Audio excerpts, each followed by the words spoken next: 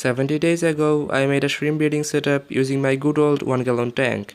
I started with just 4 shrimps, but it has increased a lot since then.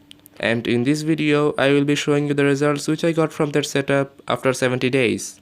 So in my first update, I showed you that one of the female shrimp gave birth to about 12 babies. Here is how they looked like when they were about 2 to 3 days old. They were extremely tiny and also very hard to spot due to their transparent color. I had a very hard time catching them when I was doing a water change because they were too small to get caught by my fish net. And here is how they looked like when they were roughly 20 days old. They got a lot bigger than what they used to be, and some of them were developing red colors. And finally, here they are at the age of about 40 days. Most of them have developed red colors, although some of them are still somewhat transparent.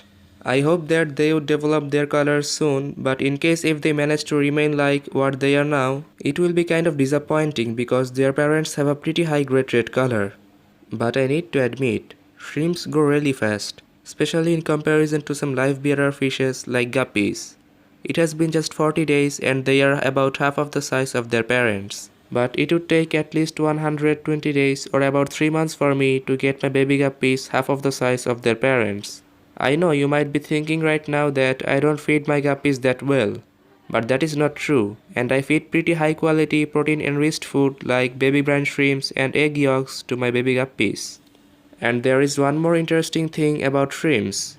I need to do a gravel vacuum along with about 20% water change every week for my guppy tank. And for my 1-gallon shrimp tank, which does not even have a proper filter, I changed the water only once in the past 70 days.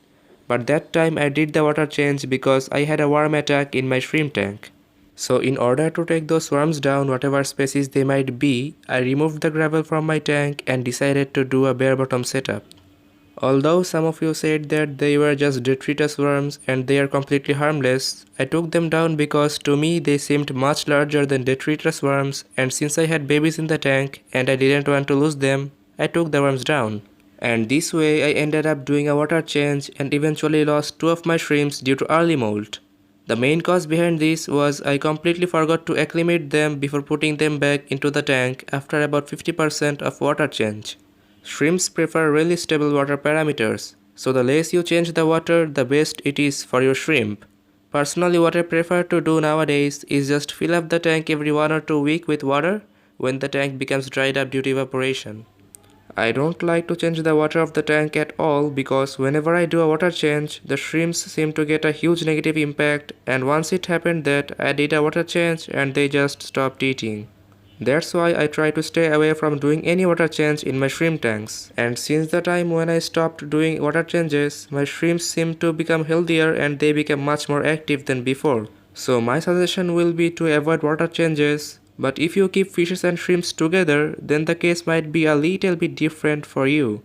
The main reason behind this is although your shrimp will produce very little ammonia, your fish will fill up the lack of ammonia in your tank very easily by producing lots of ammonia. So if you are keeping shrimps and fishes together, you need to do a gravel vacuum and at least 15% of water change every week according to my experience that I have had when keeping fishes and shrimps together. Okay, now let's get back to the main topic. How many shrimps will you get in 70 days? Well, it mostly depends on the number of shrimp that you start with. I started with just 2 and figured out that both of them were females after keeping them for a month. And after that, I bought another female and a male shrimp to be able to breed them. So right at the start, I did a mistake in picking up male and female shrimps, which slowed me down by a month. And after that, my situation got even worse because I lost 2 out of 3 female shrimps due to early molt. So all the 12 babies that I have now is just from 1 female. And lastly, I used a 1-gallon tank which is pretty small and it did not have any proper filter. So maybe the growth of the baby shrimps got slowed down due to this. Now if you put all of the incidents that I have mentioned together, you can say that I have had one of the worst startups when it came to breeding shrimp as much as possible in a short time. So if you start with 10 shrimps out of which there are about 5 to 6 females and 4 to 5 males in a 5-gallon tank, then you will have at least 3 times the number of babies that I got and your baby shrimps will have better growth than mine. So if you want to start breeding shrimp, my suggestion will be get a 5-gallon tank, Get some live plants that don't require substrate or aqua soil. Use an aeration system, and if possible, use a sponge filter with that. And lastly, buy 10 shrimps and make sure that you have both male and females. So that's all for this video. Consider subscribing if it was helpful. I will catch you in the next one.